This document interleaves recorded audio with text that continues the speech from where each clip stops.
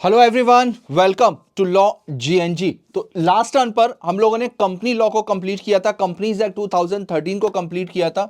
उसके बाद में हमारा नया टॉपिक है लिमिटेड लायबिलिटी पार्टनरशिप एक्ट 2008। तो चलिए फटाफट से इसको स्टार्ट करते हैं।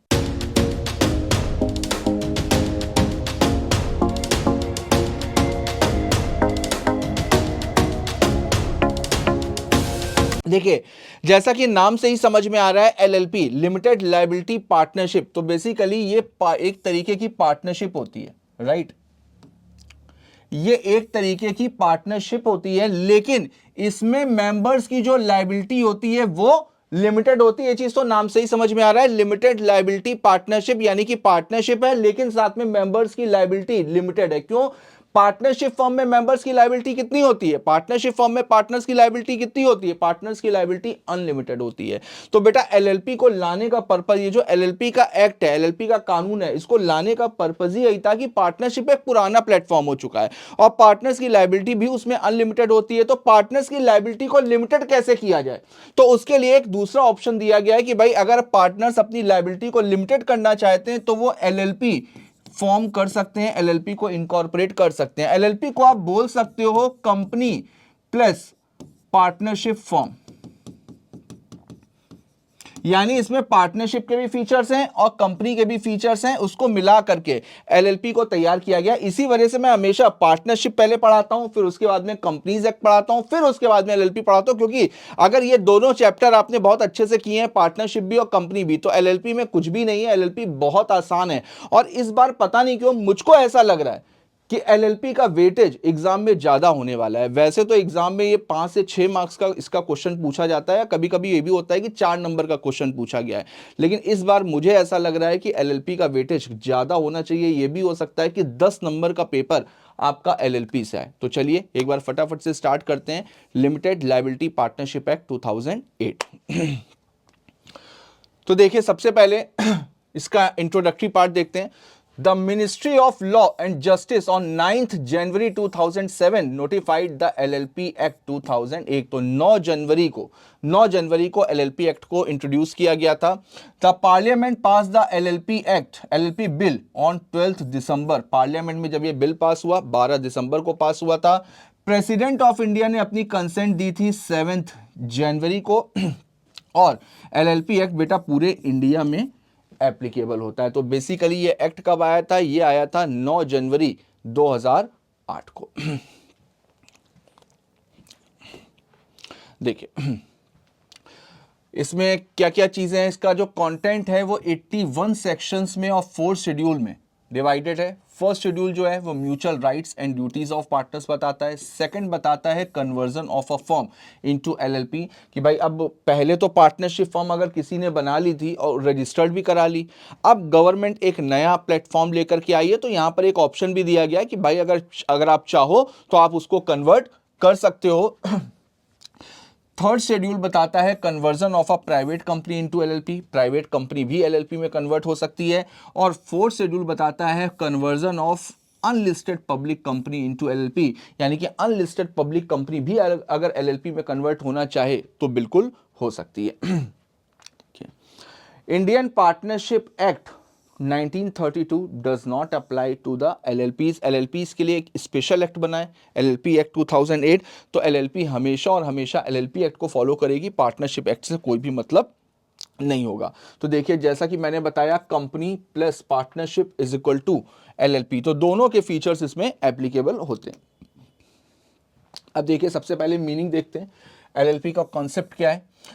तो एलएलपी में liability of partners will be limited to the extent of their capital contribution. तो बेटा यहां पर पार्टनर्स की लाइबिलिटी जैसा कि मैंने बताया लिमिटेड होती है। कितनी लिमिटेड होती है? जितना उनका कंट्रीब्यूशन है केवल और केवल उतनी ही उनकी लाइबिलिटी होगी, यानी कि इनकी पर्सनल एसेट्स लायबल नहीं होंगी। कल को मान लीजिए कि एलएलपी को बहुत ज़्यादा लॉस हो गया, बहुत ज़्यादा बिजनेस में नुकसान हो गया, तो जो पार्टनर्स की पर्सनल एसेट्स होंगी वो लायबल नहीं होंगी। जबकि पार्टनरशिप फॉर्म में क्या होता है? पार्टनरशिप फॉर्म में पार्टनर्स की पर्सनल एसेट्स भी लायबल हो जाती हैं, पार्टनर्स भी इंसॉल्वेंट हो जाते हैं। तो यहाँ पर इंसॉल्वेंसी का खतरा नहीं, जैसे कंपनी में मेंबर्स इंसॉल्वेंट नहीं होते हैं, कौन इंसॉल्वेंट होता है? कंपनी इंसॉल्वेंट होती है। उसी तरीके से एलएलपी में बिजनेस में लॉस हो गया, लायबिलिटीज एसेट से ज्यादा पहुंच गई, तो इंसॉल्वेंट कौन होगा? एलएलपी इंसॉल्वेंट होगी, पार्टनर्स इंसॉल्वेंट नहीं होंगे। लेकिन पार्टनरशिप फर्म में क्या होता है? पार्टनर्स इंसॉल्वेंट होते हैं। तो बेटा बीच बीच में मैं ऐसे ही आपको डिफरेंस भी बताता रहूंगा, उन चाहो तो डिफरेंस को नोट करते रहना। एग्जाम में डिफरेंस में अक्सर स्टूडेंट्स को प्रॉब्लम होती है, इसके डिफरेंस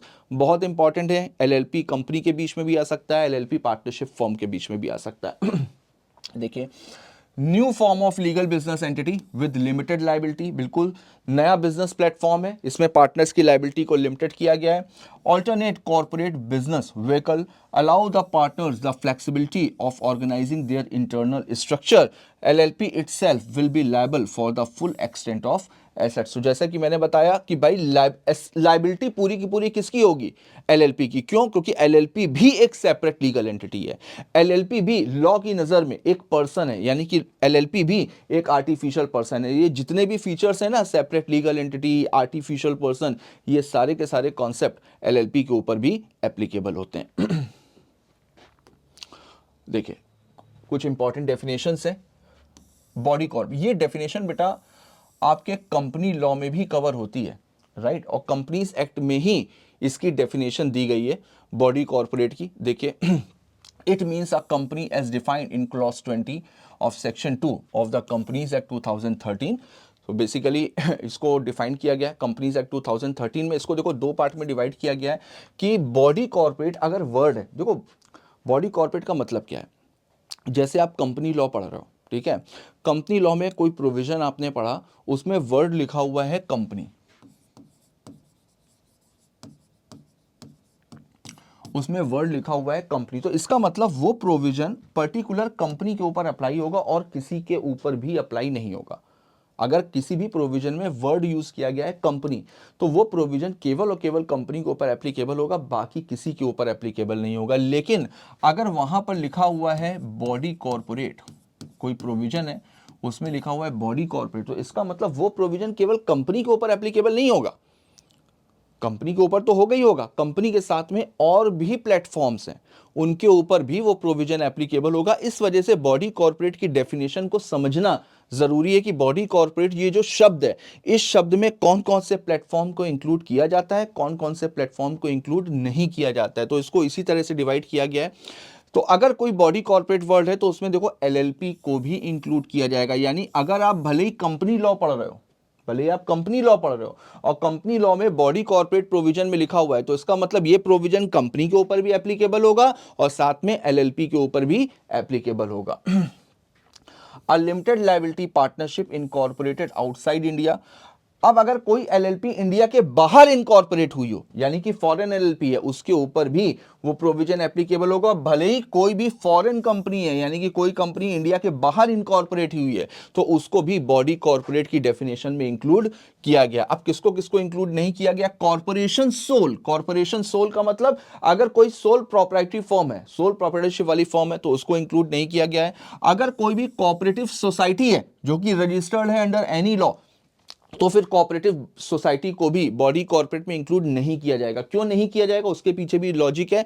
इस वजह से नहीं किया जाता है क्योंकि इसके लिए एक अलग से कानून बना हुआ है, इस वजह से इसको इंक्लूड नहीं किया जाता है। और दूसरा, any other body corporate which the central government may by notification in the official gazette specify in this behalf. और अगर सेंट्रल गवर्नमेंट ने नोटिफिकेशन इशू करके ऑफिशियल गैजेट में किसी भी बॉडी कॉर्पोरेट को इससे बाहर रखा है, तो उसको भी बॉडी कॉर्पोरेट की डेफिनेशन से बाहर रखा जाएगा। तो अगर बॉडी कॉर्पोरेट वर्ड है तो इसका मतलब वो प्रोविजन इन सब के ऊपर एप्लीकेबल होगा, इन सब के ऊपर एप्लीकेबल नहीं होगा। ठीक है, देखिए, तो अब देखिए एलएलपी अगर कोई भी फॉर्म करी गई है, तो बेटा जैसे पार्टनरशिप फॉर्म में हम लोगों ने पढ़ा था कि पार्टनरशिप हमेशा केवल बिजनेस करने के लिए बनाई जाएगी, चैरिटी करना, डोनेशन करना, इसके लिए नहीं। इसके लिए सेक्शन 8 कंपनी है, एनपीओ, जो अभी हम लोग कंपनी लॉ में पढ़ करके आए। उसी तरीके से एलएलपी भी चैरिटेबल डोनेशन पर्पस के लिए नहीं बनाई जाएगी। एजुकेशन, साइंस, कॉमर्स, आर्ट्स, इन सबको प्रमोट करने के लिए नहीं बनाई जाएगी। एलएलपी का पर्पस केवल और केवल बिजनेस करना होगा। और यहां पर भी बिजनेस करने का मतलब क्या है? बिजनेस का मतलब ये नहीं कि सामान को खरीदना, बेचना, ट्रेड, प्रोफेशन, सर्विस प्रोवाइडर, ये सारी की सारी चीजें बिजनेस में आती हैं। देखिए includes every trade, profession, service and occupation except any activity which the central government may by notification exclude. Central government के पास में अथॉरिटी है किसी भी एक्टिविटी को बिजनेस की डेफिनेशन से एक्सक्लूड कर सकती है. डेजिग्नेटेड पार्टनर, देखिए यहां पर एलएलपी में दो तरीके के पार्टनर्स होते हैं. जैसे पार्टनरशिप फॉर्म में था ना कई सारे पार्टनर, उसी तरीके से एक यहां पर होता है डेजिग्नेटेड पार्टनर और एक होता है यहां पर नॉर्मल पार्टनर, जिसको केवल पार्टनर ही बोलते हैं. नॉर्मल तो मैंने आपको समझाने के लिए लिखा है, नॉर्मल नहीं लिखेंगे, केवल और केवल पार्टनर बोलते हैं. ये होते हैं एक्टिव पार्टनर. ये लोग पैसा भी कंट्रीब्यूट करते हैं, मेहनत भी करते हैं, हर एक चीज करते हैं. डेजिग्नेटेड पार्टनर क्या होता है? जो नॉर्मल पार्टनर होते हैं, अगर उनमें से जो पार्टनर ऐसे हैं जिनको कंप्लायंसेस का आइडिया है, जिनको रूल्स एंड रेगुलेशंस का आइडिया है, तो उनको डेजिग्नेटेड पार्टनर के तौर पर अपॉइंट कर दिया जाता है. और अगर कोई भी ऐसा पार्टनर नहीं है तो LLP must have designated partner. LLP में डेजिग्नेटेड पार्टनर चाहिए ही चाहिए. डेजिग्नेटेड पार्टनर का काम क्या होता है? डेजिग्नेटेड पार्टनर का काम होता है केवल और केवल कंप्लायंसेस को फॉलो करना. कंप्लायंसेस का मतलब rules and regulations, proper returns जा रहे हैं या नहीं जा रहे हैं, बुक ऑफ अकाउंट सही से बन रहे हैं या नहीं बन रहे हैं, जितने भी रिटर्न्स फाइल करने हैं, ये सारा का सारा काम, जितने भी कंप्लायंसेस से रिलेटेड काम होते हैं ना, वो सारे के सारे डेजिग्नेटेड पार्टनर के काम होते हैं. इसका और कोई एक्स्ट्रा काम नहीं है, कोई और एक्स्ट्रा काम नहीं है, किसी और पर्पस के लिए नहीं, बस केवल और केवल कंप्लायंसेस के लिए कि कंप्लायंसेस की रिस्पॉन्सिबिलिटी किसको दी जाए, कंप्लायंसेस के लिए रिस्पॉन्सिबल कौन होगा, उसके लिए डेजिग्नेटेड पार्टनर रखा जाता है. तो any partner designated as such pursuant to section 7. आगे देखते हैं फॉरेन एलएलपी. फॉरेन एलएलपी का मतलब बिल्कुल सेम वही है जो हम लोगों ने फॉरेन कंपनी के केस में पढ़ा था. ऐसी कोई भी एलएलपी जो इंडिया के बाहर इनकॉर्पोरेट हुई हो और इंडिया में बिजनेस कर रही हो. देखते हैं LLP formed incorporated registered outside India establishes a place of business with in India. अब देखिए LLP and partner. LLP means a partnership formed under registered LLP act. Partner in relation to a LLP means any person who becomes a partner in the LLP in accordance with the LLP agreement. तो वैसे बेटा partnership में agreement होता है, partnership deed बनती है, वैसे ही LLP में भी एग्रीमेंट होता है. तो LLP एग्रीमेंट में जिसका भी नाम एज अ पार्टनर लिखा होगा उसको LLP का पार्टनर माना जाएगा. आगे देखते हैं LLP agreement section 2 subsection 1 clause O. देखिए any return agreement which determines the mutual rights and duties of the partner. जैसे पार्टनरशिप डीड में था, पार्टनर्स का रिलेशन कैसा होगा, उनके पास क्या क्या राइट्स होंगे, क्या क्या ड्यूटीज होंगी, क्या क्या उनकी अथॉरिटीज होंगी, ये सारी की सारी चीजें कहाँ लिखी रहती थी, पार्टनरशिप डीड में लिखी रहती हैं. उसी तरीके से एलएलपी का जो एग्रीमेंट होता है उसमें भी सारी की सारी चीजें मेंशन होती है, their rights and duties in relation to that LLP between the partners of the LLP और between the LLP and the partner. तो बेसिकली पार्टनर्स के बीच में कैसा रिलेशन रहने वाला है, पार्टनर्स और LLP के बीच में कैसा रिलेशन रहने वाला है, कौन सा पार्टनर क्या काम करेगा, किस तरीके से नहीं करेगा, हर एक चीज डिफाइन होती है LLP एग्रीमेंट में. और अगर LLP एग्रीमेंट नहीं बनाया गया है तो LLP एक्ट में भी LLP एग्रीमेंट दिया हुआ है, वहां पर फिर जो फॉर्मल LLP एग्रीमेंट है वही एप्लीकेबल हो जाएगा. अगर पार्टनर्स चाहें तो एलएलपी एग्रीमेंट बना सकते हैं और अगर नहीं बनाया है तो जो फॉर्मल एग्रीमेंट है जो गवर्नमेंट ने नोटिफाइड किया है वही एप्लीकेबल होगा. आगे देखते हैं स्मॉल एलएलपी. जैसे स्मॉल कंपनी थी वैसे स्मॉल एलएलपी भी है. देखिए जिसमें कंट्रीब्यूशन जो है वो 25 लाख रुपए से ज्यादा ना हो और सच हायर अमाउंट, इसको बढ़ाया जा सकता है 5 करोड़ तक. अगर गवर्नमेंट चाहे तो उसको 5 करोड़ तक बढ़ा सकती है, लेकिन आज की तारीख में क्या लिमिट है, 25 लाख. ठीक.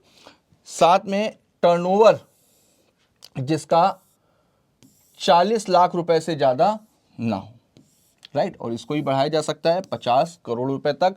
तो 25 लाख और 40 लाख ये लिमिट आपको याद रखनी है.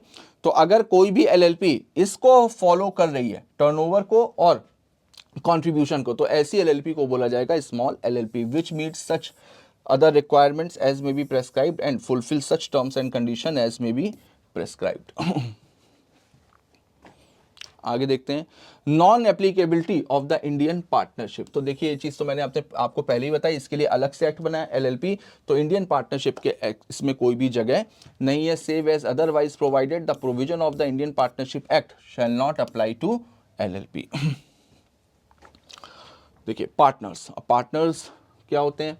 अब देखिए एलएलपी में पार्टनर कोई भी इंडिविजुअल बन सकता है और कोई भी बॉडी कॉर्पोरेट बन सकता है। बॉडी कॉर्पोरेट की अभी हम लोग डेफिनेशन पढ़कर क्या है, तो बॉडी कॉर्पोरेट में जो भी इंक्लूड है, कंपनी हो गई, फॉरेन एलएलपी हो गई, फॉरेन कंपनी हो गई, ये सब लोग एलएलपी में पार्टनर बन सकते हैं, और अगर कोई इंडिविजुअल है तो वो भी पार्टनर बन सकता है। However an individual shall not capable of becoming a partner of LLP if, अब ये डिस्क्वालिफिकेशन है, डिस्क्वालिफिकेशन देखते हैं। अगर कोई भी पर्सन अनसाउंड माइंड का है, जिसको कोर्ट ने डिक्लेयर किया हुआ है, तो फिर वो एलएलपी का पार्टनर नहीं बन सकता। अगर कोई अनडिस्चार्ज इंसॉल्वेंट है, यानी किसी की इंसॉल्वेंसी अभी तक खत्म नहीं हुई है, ठीक है, तो वो भी पर्सन एलएलपी में पार्टनर नहीं बन सकता। और अगर किसी भी पर्सन को इंसॉल्वेंसी के लिए, किसी भी पर्सन ने इंसॉल्वेंसी के लिए अप्लाई किया हुआ है, उसका जो केस है वो कोर्ट में भी पेंडिंग चल रहा है, हो सकता है उसको एडजुडिकेट कर दिया जाए, ये भी हो सकता है ना किया जाए, लेकिन अगर एप्लीकेशन कोर्ट में पेंडिंग है तो फिर वो एलएलपी में पार्टनर नहीं बन सकता जब तक डिसीजन ना आ जाए। आगे देखते हैं, मिनिमम नंबर ऑफ पार्टनर, तो बेटा एलएलपी में कम से कम 2 पार्टनर्स होंगे, राइट, कम से कम 2 पार्टनर्स होने चाहिए। If at any time the number of partners of LLP is reduced, अब अगर कभी भी ऐसा हुआ कि 2 से कम पार्टनर हो गए, ठीक है, तो 6 महीने का समय, 6 महीने के अंदर आप रिक्वायर्ड लिमिट को पूरा कर दीजिए, वरना जो बचा हुआ पार्टनर है उसकी अनलिमिटेड लायबिलिटी अराइज हो जाती है। देखिए, and the LLP carries on business for more than 6 months, while the number is so reduced, the person who is only the partner of the LLP during that time, it so carries on business after those 6 months and has the knowledge of the fact that it is carrying on business within him alone, shall be liable personally for the obligation of the LLP incurring during that period। तो उस दौरान जितने भी transaction LLP ने किए हैं, तो उन हर ट्रांजैक्शन के लिए जो भी पार्टनर अवेयर था कि भाई मेंबर्स पार्टनर्स कम है, बढ़ाने हैं, उसने नहीं बढ़ाए, तो फिर वहां पर अनलिमिटेड लायबिलिटी उसकी अराइज होगी। नेक्स्ट देखते हैं डेजिग्नेटेड पार्टनर। तो डेजिग्नेटेड पार्टनर भी मैंने आपको बताया कि डेजिग्नेटेड पार्टनर का काम क्या होता है। तो देखिए section 7, at least 2 who are individual, at least 1 of them shall be a resident in India. तो कम से कम 2 डेजिग्नेटेड पार्टनर होने चाहिए और उसमें कम से कम 1 रेजिडेंट इन इंडिया होना चाहिए। रेजिडेंट इन इंडिया का मतलब क्या है, सेम वही जो पिछले फाइनेंशियल ईयर में 120 दिन इंडिया में रहा हो। अब अगर मान लीजिए कि एलएलपी में जहां पर सारे पार्टनर्स बॉडी कॉर्पोरेट है, यानी कि 2 कंपनीज हैं या 3 कंपनीज हैं, उन्होंने मिल करके एक एलएलपी बना ली, तो अब कंपनी तो एक आर्टिफिशियल पर्सन है और डेजिग्नेटेड पार्टनर जो होगा वो हमेशा इंडिविजुअल होगा। तो उस केस में क्या होगा देखते हैं। तो जहां पर सारे के सारे पार्टनर्स बॉडी कॉर्पोरेट हैं, तो इन which 1 or more partners are individual and body corporate, या ऐसी सिचुएशन है कि एक या एक से ज्यादा इंडिविजुअल्स हैं और बाकी के बॉडी कॉर्पोरेट हैं, तो at least 2 individual who are partners of such LLP और nominee of such body corporate shall be act as designated partner. तो कम से कम अगर 2 इंडिविजुअल हैं तो उन्हीं 2 इंडिविजुअल्स को डेजिग्नेटेड पार्टनर मान लिया जाएगा, या अगर बॉडी कॉर्पोरेट पार्टनर है तो बॉडी कॉर्पोरेट के जो नॉमिनी होंगे उन नॉमिनी को डेजिग्नेटेड पार्टनर माना जाएगा। आगे देखते हैं, फीचर्स देख लेते हैं एक बार। फीचर्स बेटा सारे सेम है जैसे कंपनी के थे, perpetual succession, mutual agency, artificial legal person, limited liability, minimum and maximum number of partner, investigation, conversion into LLP, foreign LLP, body corporate, separate legal entity, LLP agreement, common seal, management of business, ये सारे इसके features हैं, ठीक है। ये सारे features हैं, कोई भी 6 से 7 फीचर्स आप मोटे मोटे याद कर लीजिएगा जो कंपनी से मिलते जुलते हो। आगे देखते हैं। अब देखिए एलएलपी को फॉर्म करने के एडवांटेज क्या होते हैं। देखिए हर एक चीज़ के एडवांटेजेस भी होते हैं, डिसएडवांटेजेस भी होते हैं। तो एडवांटेजेस देखते हैं। तो सबसे पहले ये ऑर्गेनाइज्ड और ऑपरेट होती है एग्रीमेंट से। अब कोई भी चीज़ अगर एग्रीमेंट के थ्रू चल रही है तो एक प्रेशर रहता है ना कि भाई एग्रीमेंट को फॉलो करना पड़ेगा, तो एग्रीमेंट होता है तो इस वजह से प्रेशर भी होता है। Provides flexibility without imposing detail legal and procedural requirement. देखो जैसे कंपनी में लीगल रिक्वायरमेंट ज़्यादा है, कंपनी में कंप्लायंसेस ज़्यादा है। एलएलपी एक नया एक्ट है, नया प्लेटफॉर्म है, अभी बहुत ज़्यादा एलएलपीज इंडिया में है नहीं, तो इसके लिए प्रोसीजरल रिक्वायरमेंट थोड़ी सी कम रखी गई हैं। एलएलपी को फॉर्म करना बहुत आसान होता है। पार्टनर्स की लायबिलिटी जो होती है वो लिमिटेड होती है। कैपिटल स्ट्रक्चर इसका फ्लेक्सिबल है, और जैसे कंपनी को बंद करना हो ना, वाइंड अप करना हो, तो बहुत लीगल फॉर्मेलिटीज होती हैं, लेकिन एलएलपी को डिसॉल्व करना थोड़ा सा आसान होता है। चलिए नेक्स्ट देखते हैं इनकॉर्पोरेशन ऑफ एलएलपी। अब एलएलपी इनकॉर्पोरेट कैसे होती है? तो बेटा जैसे कंपनी आरओसी में रजिस्टर्ड होती है, आरओसी में इनकॉर्पोरेट होती है, वैसे एलएलपी भी आरओसी में ही इनकॉर्पोरेट होती है, राइट। तो दोनों के लिए जो गवर्निंग बॉडी है वो एक ही है। देखिए इनकॉर्पोरेशन डॉक्यूमेंट सेक्शन 11, तो कौन कौन से डॉक्यूमेंट लगेंगे? देखिए, 2 और more person associated for carrying on a lawful business with a view to profit shall subscribe their names to incorporation document. बिल्कुल, जब 2 या 2 से ज्यादा लोग मिल करके प्रॉफिट कमाने के लिए, यानी केवल और केवल बिजनेस के लिए खोली जा सकती है, नॉन प्रॉफिट के लिए नहीं होती है। तो वो लोग जो अपना नाम सब्सक्राइब करते हैं, नाम मेंशन करते हैं इनकॉर्पोरेशन डॉक्यूमेंट में The incorporation document shall be filed in such manner with such fees as may be prescribed with the registrar of the state। जैसा मैंने बताया आरओसी में रजिस्टर्ड होती है, और आरओसी कहाँ की होगी? जहां पर एलएलपी का रजिस्टर्ड ऑफिस होगा। साथ में एक स्टेटमेंट भी, इसका जो इनकॉर्पोरेशन का पूरा प्रोसीजर है ना, ये आप सीए इंटर में डिटेल में पढ़ोगे, तभी यहाँ पर लिखा हुआ है एज में बी प्रेस्क्राइब। फीस के बारे में भी, प्रोसीजर के बारे में भी इसी वजह से लिखा हुआ, इसको आप डिटेल में सीए इंटर में पढ़ने वाले हो।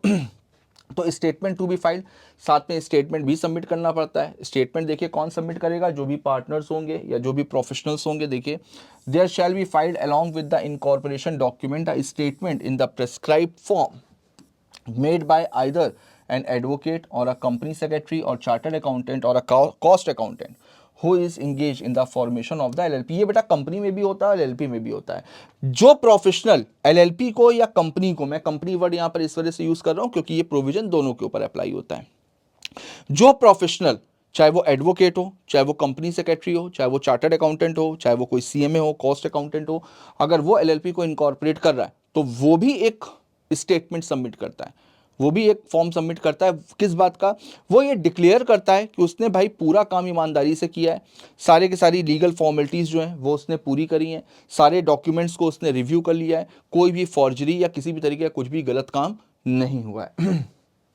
साथ में by any one who subscribe his name, यानी कि जो पार्टनर बन रहा है वो भी साथ में मेंशन करेगा that all the requirements of this act and the rules made thereunder has been complied with in respect of incorporation, यानी सारे के सारे rules and regulation properly follow किए गए हैं और सारे डॉक्यूमेंट्स, बिल्कुल सारी इंफॉर्मेशन ट्रू एंड फेयर है।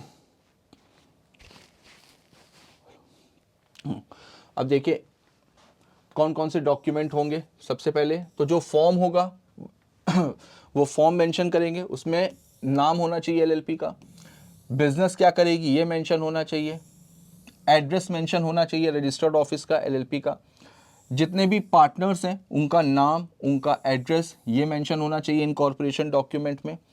State the name and address of person who are designated partners, जो डेजिग्नेटेड पार्टनर उनकी भी सारी डिटेल्स होनी चाहिए। And contains such other information concerning proposed LLP as may be prescribed। तो ये सारी चीजें फॉर्म में मेंशन होनी चाहिए। If a person makes a statement as discussed above which he knows to be false or does not believe it to be true shall be punishable। अब देखो यहाँ पर एक रिस्पॉन्सिबिलिटी दी गई है प्रोफेशनल की कि भाई अगर, अब जैसे हम लोग हैं, जब आप सीए बन जाओगे तो सीए बनने के बाद में आपके पास भी क्लाइंट आएंगे कि भाई एलएलपी इनकॉर्पोरेट करानी है, कंपनी इनकॉर्पोरेट करानी है, तो ये हम लोग प्रोफेशनल्स की रिस्पॉन्सिबिलिटी है कि अगर हम लोग किसी के लिए एलएलपी फॉर्म कर रहे हैं, किसी की कंपनी फॉर्म कर रहे हैं, तो देख करके सारी की सारी इन्फॉर्मेशन ट्रू एंड फेयर होनी चाहिए, क्योंकि यहाँ पर हमारा लाइसेंस भी कैंसिल हो सकता है अगर कोई भी हमने लापरवाही करी या कोई भी फॉर्जरी करी, तो ये पनिशेबल है। तो इसी वजह से प्रोफेशनल्स की भी यहाँ पर रिस्पॉन्सिबिलिटी रखी गई है। कितनी होगी देखिए, with imprisonment for a term which may extend to 2 years and with fine which shall not be less than 10,000 but which may extend to ₹5 lakh. तो 2 साल तक की जेल, या और साथ में, या नहीं है एंड लगा हुआ है, और साथ में फाइन होगा मिनिमम 10,000 का, जिसको बढ़ाया जा सकता है 5 लाख रुपए तक। अब देखिए, incorporation by registration, the registrar shall retain the incorporation document and shall within a period of 14 days। अब आपने सारे के सारे डॉक्यूमेंट आरओसी को सबमिट किए, आरओसी क्या करेगा? आरओसी उन सारे डॉक्यूमेंट्स को वेरीफाई करेगा और 14 दिनों के अंदर रजिस्ट्रार आपके डॉक्यूमेंट को इनकॉर्पोरेट करेगा, रजिस्टर्ड करेगा और साथ में आपको सर्टिफिकेट इशू कर देगा जिसमें नाम लिखा होगा एलएलपी का, यानी कि ABC LLP। राइट। तो 14 दिनों के अंदर बेटा एलएलपी फॉर्म करना आसान होता है, बहुत लंबा प्रोसीजर नहीं होता है। 14 दिनों के अंदर रजिस्ट्रार सारे डॉक्यूमेंट्स को वेरीफाई करके सर्टिफिकेट इशू कर दे, और सर्टिफिकेट कंक्लूसिव एविडेंस होगा। आरओसी ने सर्टिफिकेट इशू कर दिया तो मान लीजिए कि आपकी एलएलपी फॉर्म हो गई। The certificate issued shall be signed by the registrar and authenticated by his official seal. The certificate shall be conclusive evidence that the LLP incorporated by the name is specified there. अब देखिए registered office, और अगर उसमें कोई भी changes होते हैं तो ऑल कम्युनिकेशन एंड नोटिसेस में be addressed and shall be received. बिल्कुल जो भी रजिस्टर्ड ऑफिस होगा सारी की सारी इंफॉर्मेशन, सारी की सारी नोटिसेस वहीं पर भेजे जाएंगे। मैनर ऑफ सेंडिंग, भेजने का तरीका क्या होगा, बाय पोस्ट होगा, बाय रजिस्टर्ड पोस्ट और by any other manner. Change in registered office, अगर कोई भी चेंज होता है तो बेटा आरओसी को तो बताना पड़ेगा, आपको आरओसी को सब कुछ बताना पड़ेगा। क्यों बताना पड़ेगा? अब अगर आपने एड्रेस चेंज कर लिया, आरओसी को नहीं बताया, आरओसी को कोई भी नोटिस भेजना है, कोई भी इंफॉर्मेशन लेनी है, तो आरओसी कहां पर भेजेगी? इस वजह से आरओसी को बताना जरूरी होता है। Change the place of its registered office and file the notice with such change with the registrar in such form and manner as subject to such condition as may be prescribed and any such change shall take effect only upon such filing। तो जब आप registrar को submit कर दोगे document, जब registrar को आप बता दोगे, तभी से आपका एड्रेस चेंज माना जाएगा, उसके पहले से नहीं माना जाएगा। डिफॉल्ट, अब अगर इसमें कोई भी डिफॉल्ट किया तो चाहे एलएलपी हो चाहे उसके कोई भी पार्टनर हो, वो लोग लायबल होंगे 500 फॉर ईच डे। 500 रुपए पर डे की पेनाल्टी लगेगी दोनों के ऊपर, एलएलपी के ऊपर अलग और पार्टनर के ऊपर अलग, जब तक ये डिफॉल्ट कंटिन्यूस रहता है। मैक्सिमम होगी 50,000 रुपए हर एक पार्टनर के लिए, और एलएलपी के लिए मैक्सिमम होगी 50,000। 500 बढ़ते बढ़ते बढ़ते बढ़ते 50,000 रुपए तक। इफेक्ट ऑफ रजिस्ट्रेशन, अब अगर एलएलपी रजिस्टर्ड हो गई तो उसका इफेक्ट क्या होगा? जिस दिन एलएलपी रजिस्टर्ड हो गई उस दिन से एलएलपी एग्जिस्टेंस में आ चुकी है। अब एलएलपी अपना बिजनेस स्टार्ट कर सकती है, और जितने भी फीचर्स हैं एलएलपी के वो सारे के सारे उसमें आ जाएंगे। देखिए, doing and suffering such other act and things are body corporate may lawfully do and suffer, suing and being sued, suit भी फाइल कर सकती है, किसी भी प्रॉपर्टी को एक्वायर कर सकती है, कोई भी प्रॉपर्टी को डिस्पोज ऑफ कर सकती है, चाहे वो मूवेबल हो, इंटेंजिबल हो, टेंजिबल हो, कुछ भी हो। अगर चाहे तो अपनी कॉमन सील भी रख सकती है। ओके। नेम, अब देखो किसी भी एलएलपी का अगर आप नाम रख रहे हो तो बहुत सोच समझ करके रखना चाहिए। नाम का इसी वजह से पहले रिजर्वेशन भी करवाया जाता है कि आपकी एलएलपी का नाम किसी एग्जिस्टिंग एलएलपी या किसी एग्जिस्टिंग कंपनी, किसी एग्जिस्टिंग बॉडी कॉर्पोरेट से मिलता जुलता नहीं होना चाहिए। Okay, every LLP shall have either the words as the last words of its name. बिल्कुल नाम के आगे लास्ट में एलएलपी वर्ड इंक्लूड होगा, लिमिटेड लायबिलिटी पार्टनरशिप और LLP. No LLP shall be registered by a name which in the opinion of the central government is। तो नाम को रखते समय, जैसा कि मैंने बताया, नाम को रखते समय बहुत सारी बातों का ध्यान रखना पड़ता है। तो कोई भी नाम ऐसा नहीं होना चाहिए जिसको सेंट्रल गवर्नमेंट ने अनडिजायरेबल माना हो, या किसी भी LLP या किसी भी कंपनी के नाम से मिलता जुलता नहीं होना चाहिए। और कंपनी और रजिस्टर्ड ट्रेडमार्क और any other person under the trademark act. तो किसी भी एग्जिस्टिंग एलएलपी, किसी भी कंपनी या किसी भी रजिस्टर्ड ट्रेडमार्क से मिलता जुलता नहीं होना चाहिए। और यहां पर मिलता जुलता का मतलब क्या है? ना तो बोलने में सेम हो, ना देखने में सेम हो, ना सुनने में सेम हो, किसी भी तरीके से आइडेंटिकल नहीं होना चाहिए।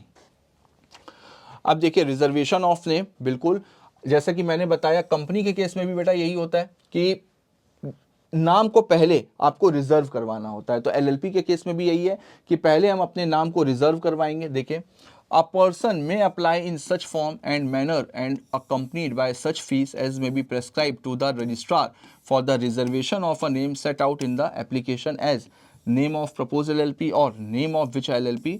जो भी नाम आप एलएलपी का रखने जा रहे हो वो आपको रजिस्ट्रार को सबमिट करना पड़ेगा, फीस देनी पड़ेगी। उसके बाद में अगर आपके नाम में कोई भी कमी नहीं है, सारी बारीकियां या जो भी प्रोविजन इसमें दिए गए उन सबको फॉलो किया है, तो उसके बाद में रजिस्ट्रार क्या करेगा? आपके नाम को रिजर्व कर लेगा।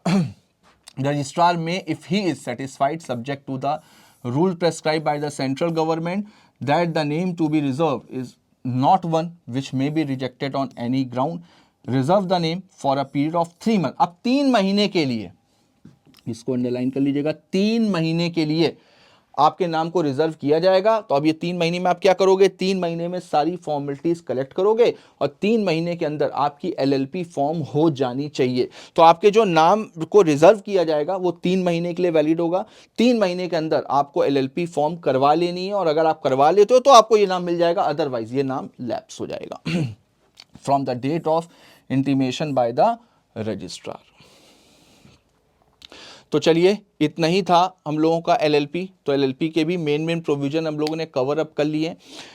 एक बार एलएलपी को, मेरी बात मानना, तो मेरी एक एडवाइस है, एक बार एलएलपी बहुत ही शॉर्ट फॉर्म दिया हुआ है, मॉड्यूल में बहुत छोटा सा दिया हुआ है, तो एक बार मॉड्यूल से ज़रूर गो थ्रू कर लेना, क्योंकि इस बार मैं फिर से कह रहा हूँ कि इस बार मुझे लग रहा है कि एलएलपी का वेटेज एग्ज़ाम में ज़्यादा होने वाला है। दूसरा, मैंने इसमें डिफरेंस नहीं करवाए, एलएलपी और पार्टनरशिप मैंने ओरली आपको ब्रीफ कर दिया था मेन क्या डिफरेंस होते हैं। एलएलपी पार्टनरशिप, एलएलपी कंपनी, इन दोनों के डिफरेंस मॉड्यूल में दिए हुए हैं, काफ़ी सारे दिए हुए हैं, ठीक है। कोई भी 7-8 डिफरेंस आपको अच्छे से याद कर लेने हैं, क्योंकि डिफरेंस भी एग्जाम में पूछे जा सकते हैं एलएलपी के, ठीक है। तो अच्छे से इसको तैयार करिएगा। कोई भी डाउट होंगे तो हम लोग, मैं जैसा कि मैंने बताया, यूट्यूब में लाइव आने वाले हैं, तो उसमें आप मेरे से डाउट डिस्कस कर सकते हो। तो चलिए, एक लास्ट चैप्टर हम लोगों का बचा हुआ है एनआई एक्ट जीएनजी का। एनआई एक्ट को रिवाइज करेंगे नेक्स्ट टर्न पर। चलिए, तब तक के लिए all the best, goodbye, thank you.